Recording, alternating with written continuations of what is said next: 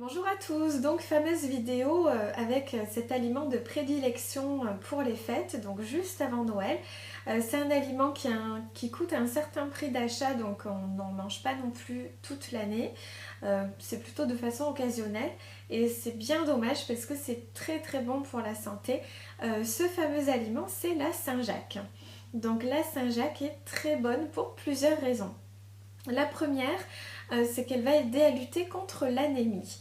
Donc beaucoup de femmes sont anémiées et doivent manger beaucoup de viande rouge pour combler justement un petit peu cette anémie. Il faut savoir que la viande rouge peut être remplacée par la Saint-Jacques à ce moment-là, puisque évidemment la Saint-Jacques est très riche en vitamines B9 et B12 qui vont en fait aider à fabriquer les globules rouges et à augmenter le fer dans l'organisme. Donc c'est une très bonne alternative et c'est vrai qu'on n'y pense pas suffisamment souvent. Ensuite, deuxième bienfait de la Saint-Jacques, c'est qu'en fait elle va être antioxydante. Donc il faut savoir que 100 g de Saint-Jacques vont apporter un tiers des besoins en zinc, sélénium et manganèse qui sont en fait des antioxydants et qui vont vous aider à lutter contre les radicaux libres, donc contre le vieillissement et les cancers.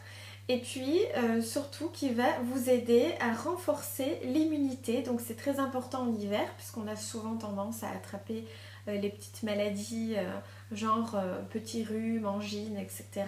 Donc la Saint-Jacques va vous aider à renforcer votre immunité. Ensuite, troisième point important aussi, troisième bienfait, c'est qu'elle va être très bonne pour les muscles. Comme la viande en fait, mais le problème de la viande c'est qu'il y a pas mal de matière grasse à l'intérieur.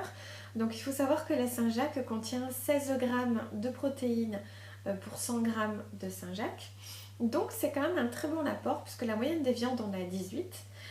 Donc c'est quand même un apport assez important. Sauf que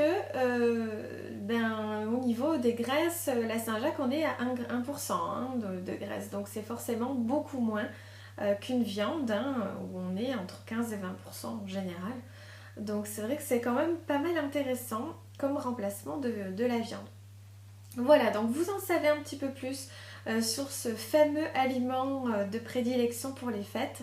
Donc n'hésitez pas à en manger durant ces fêtes de Noël et même de réveillon de fin d'année, puisque c'est très bon pour la santé, hein, vous avez vu. Donc je vous retrouve la semaine prochaine pour une vidéo spéciale. Il n'y aura pas de conseils ni d'astuces diététiques. Et puis après on se retrouvera en janvier. Voilà, bonne semaine, passez un très bon Noël.